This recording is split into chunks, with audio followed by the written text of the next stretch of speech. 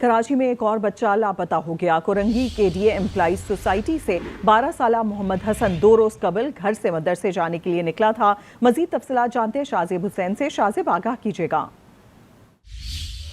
मैं इस वक्त कराची के इलाके Korangi industrial area KDA employees quota पर मौजूद हूँ, जहाँ से 2 रोज़ कबल घर से मदरसे जाने के लिए निकलने वाला हसन तनोली अब तक घर नहीं लौट सका है। इस वाक़े का मुकदमा कोरंगी इंडस्ट्रियल एरिया। अभी आपको आगाह करते चलें, फैसलाबाद की तहसील तांदरावाला में बच्चे को अगवा करने की सीसीटीवी वीडियो एबीसी न्यूज़ ने हासिल कर ली है।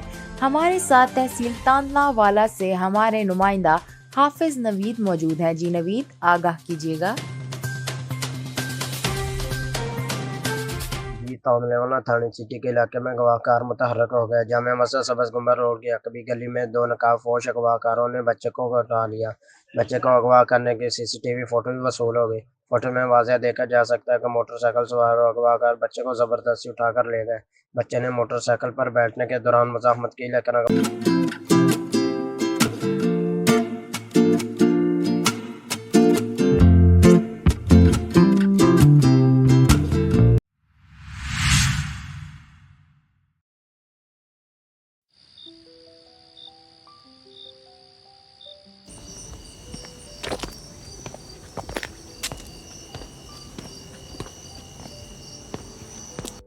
अंकल, ये गुब्बारा ले लें, सिर्फ 10 रुपए का है।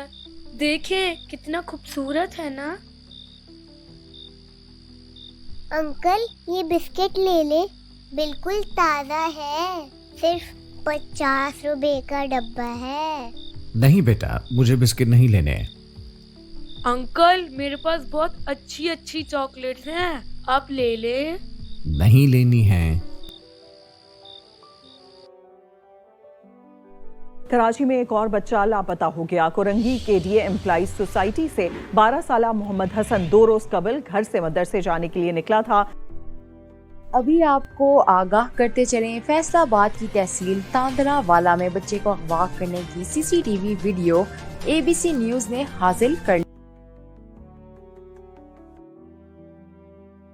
अमार भाई, पता है आज क्या हुआ? मैंने आपके घर आने से पहले कम से कम 3-4 बच्चों से मुख्तलिफ चीजें खरीद कर बांटी हैं। गुब्बारे, बिस्किट्स, चॉकलेट्स। मुझे तो बड़ी खुशी हुई कि मैंने इन गरीब बच्चों की मदद की। नहीं फारूक भाई, तुमने इन बच्चों की मदद नहीं की, बल्कि तुमने किडनैप करने वाले गैंग की मदद की है। मैं कुछ समझा नहीं।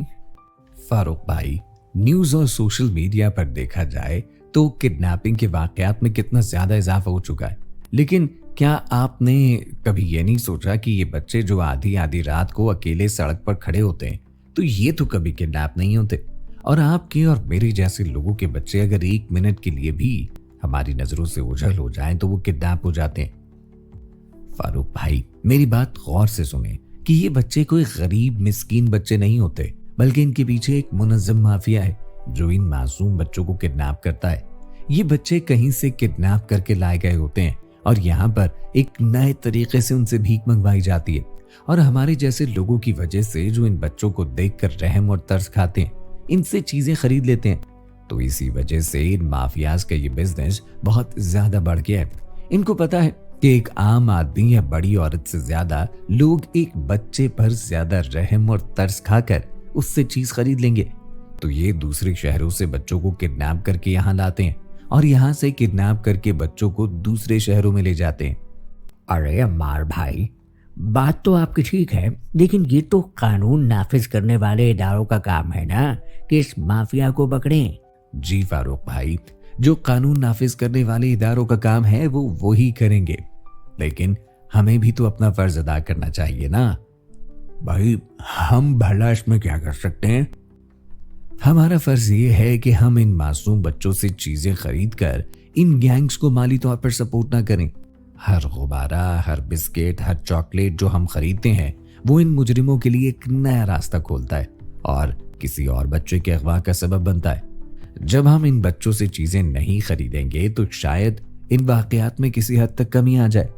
जी अमार भाई, मैं आपकी बात समझ गया।